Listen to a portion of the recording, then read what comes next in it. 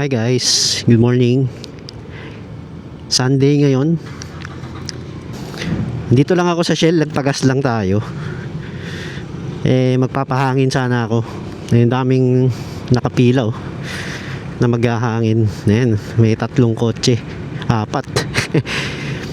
So, lilim muna tayo dito. Paunahin na natin sila. Ang topic natin, bakit ba tayo nag-sports bike? Pande-daily natin yung motor, di ba? Bakit sports bike ang pinili natin? Pwede naman street, pwede naman scooter, di ba? So yan, mamaya habang umaandar tayo,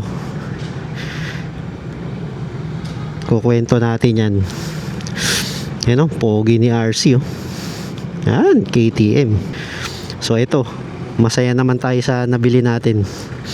Masayang masaya. Actually, pogi Hindi ka ba masasaya dyan? KTM RC390, di ba? Hindi ka ba sasaya dyan? Okay, mamaya na lang guys, pag-aandar na. Yan guys, tapos na tayong pahangin. Yan, alis na tayo.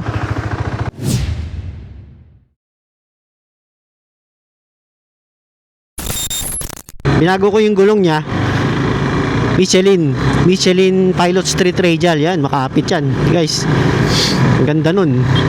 Yung gulong na yun, subok ko na yun Yun yung gamit ko sa CBR ko dati Tapos ngayon, nung bumili ako motor, pinapalitan ko agad ng gulong. Punta tayo ng SM Mega Mall. Pero hindi tayo sa Mega Mall magpa-park guys. Ayoko mag-park dun. Punuan dun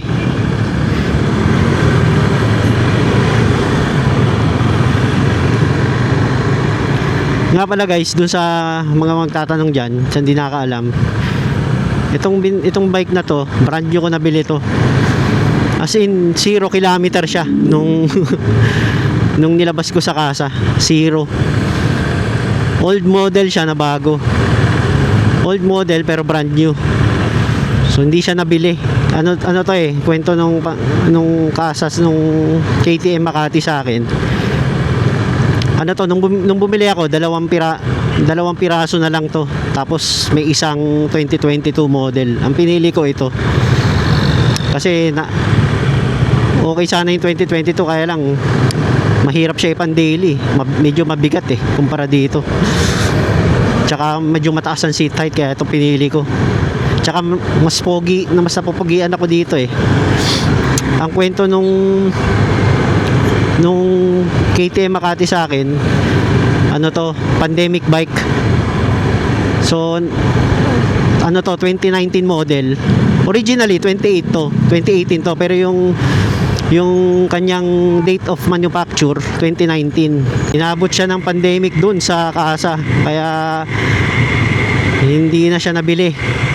Tapos 'di ba, pandemic, syempre stop yung production nun Stop yung production, yung sales, lahat wala, 'di ba? So nung nag-open na uli noong 2021, walang bumili sa kanya kasi nga syempre kakatapos na ng pandemic, mga tao wala pag-aanong pera, so iba nawalan ng work, 'di ba? Maraming struggle nun Hindi siya nabili. Tapos hanggang sa ng 2022 lumabas yung bagong model. So mas binibili na yung bagong model, kaya ito na-stock to sa kanila ng matagal. Yung 2 unit nila na ganito na-stock ng matagal, walang bumili. Tapos ang presyo nun 300,000 sa kanila.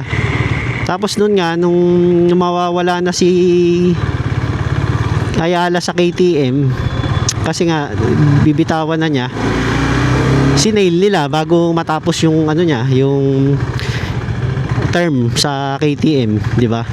Kasi meron lang silang meron siyang allowed na hanggang October 1. Nagse-sale na sila. Pero paiba-iba sila ng price. Nung unang sale nila 265 to. Tapos naging yung pangalawang sale nila nung malapit na mag-October, 205 na. 210 kasama yung yung registration. O di ba? Sakto, yung time na yun doon ako bibili. O edi talagang swerte, di ba? Pamura tayo. Di ba? Di natin nagasta lahat ng ating budget for motorcycle. Kumbaga may natira tayo. Ayun, yung natirang yon guys, yun yung pinambili ko ng gulong. Kasi yung gulong nito guys, kahit sabihin mo na brand new ko nabili to,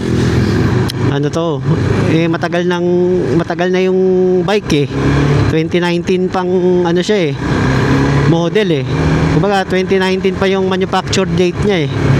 So yung gulong niya matagal na rin. So kahit sabihin walang gumagamit nito, may expiration yung gulong eh. Gulong nito palitin na talaga. Biloy mo 2024 ko nabili. O 2019 yung date of manufacture niya. 5 years siyang nakatenga doon. 5 years siya nakatenga sa sa KTM. O, sabi rin nung mekaniko nung binili ko, boss, nung inaayos na niya, boss, papalitan mo na yung gulong nito. Pwede pa to pan city lang, pero kung magra-ride ka, mabilis ka, delikado, sabi niya ganoon. Ako naman, alam ko naman din yun, kahit di niya sabihin, papalitan ko talaga. Umuo na lang ako, sabi ko, oo nga oo, ganyan. Pre, paano tayo? Pero alam ko naman yun. Talagang bala ko siyang palitan, actually. Nung tinitignan ko pa lang yung motor, nung bago ko bumili, nakita ko yung gulong, parang parang panis na eh. Kumbaga sa pagkain, parang panis na eh. Mapapanis na, kumbaga. Ayun, binili ko si Michelin Pilot Street Radial. Ayun, same siya, same size ng stock. Ang PSI niya sa harap 28, sa likod 29. So yun. Tapos pag may angkas ka, 30 sa likod. So guys, bakit nga ba ako nag-sports bike? Di ba? Panday-daily ko. Tutusin, hindi wise move yun eh. Di ba? Pero may kanya-kanya tayong dahilan eh. Di ba? Pwede naman ako di ba? Siyempre pan-daily, ideal yan. Yung scooter, number 1. Number 2, yung naked bike. Yung mas relax kumpara dito. Sporty na, mas relax pa. Di ba? So bakit natin piniling mag-sports bike? Unang-una, kaya ako nag-sports bike, gusto ko ma-enjoy yung ganitong motor habang kaya ko pa. Di ba? Siyempre lahat tayo tumatanda. Lahat tayo nagbabago, di ba? Hindi tulad nung kabataan natin na kung ano yung kabataan natin pagtanda mo, hindi mo na kaya yung ibang mga bagay na ginagawa mo, di ba? Nagbabago. So ako, habang ang mentality side ko lang, dadating ako dyan sa point na mag-scooter na lang ako pag hindi ko na kaya, di ba? Dadating tayo sa ganyang point. So ako, ini-enjoy ko lang kung ano yung kaya ko ngayon. So kaya kayo guys, kung kayo ay nag-aalangan gusto nyo mag-sports bike pero nag-aalangan din kayo, yun lang masasabi ko. Enjoy the motorcycle na gusto mo talaga habang kaya mo pa. Ayun guys, yan. Ni-enjoy ko lang tong ganitong klaseng motor. So, marami-rami pa tayong years na mag-e-enjoy ng ganito. Siguro, after nito, mag-i-street naman ako. Street bike. Or, di natin alam, baka sports bike ulit. Kasi, habang kaya pa, di ba? Habang bata-bata ka pa. Kasi pag nagkaedad ka na, sasakit na yung likod mo sa mga ganito eh. Kahit sino naman, di ba, guys? Marami tayong nakikitang ganun, yung mga sports bike lover pero nung nagkaedad, O, di ba? Pag nakakaedad ka, talagang ano eh, aalis ka sa ganitong motor eh. Ano eh, mapupunta ka sa iba eh. So, yun lang naman yung sa akin, no? Kasi once na sumakit na yung likod ko sa ganito, wala na, ayawan na. Ayawan na, syempre. Alam nga naman pahirapan ko yung sarili ko, di ba? Gusto ko nga to, pero ginagamit ko, sumasakit naman yung likod ko. Syempre, wag na lang, hindi mo rin may enjoy. So ngayon, hindi pa siya sumasakit, medyo bata-bata pa tayong konti. So ito, go lang ng go. Enjoy the bike, di ba? Tayo, guys, doon tayo sa office ko magpa-park. Tapos lalakarin ko na lang papuntang Mega Mall. Kayang lakarin eh. Unang-una, walkable siya na hindi, may mga naglalakad talaga, may mga makakasabay ka naglalakad. So, tsaka di naman siya ganun kalayo. Ano lang, parang isa't kalahating stasyon lang ng MRT, ang layo eh. So kung kaya mo magpark sa mas sa mas secured, dun ka. Katulad nito, malapit lang ako sa office, magme-Mega Mall ako. Malapit lang yung Mega Mall sa office namin. Dun ko pinapark yung motor ko. 'Di ba? Unang-una, libre pa. Libre. Wala akong babayaran. Tsaka secured pa yung motor ko.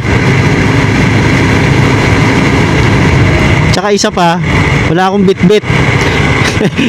Lahat ng gamit ko kaya ko iwan doon. Ayan, yung bag ko, dalhin ko lang yung wallet ko, di ba? Oh, di ba guys, mas dito wala to, may iniintindi ka pa ng mga bag. Ito, ayan, naka-backpack ako, iiwan ko tong backpack,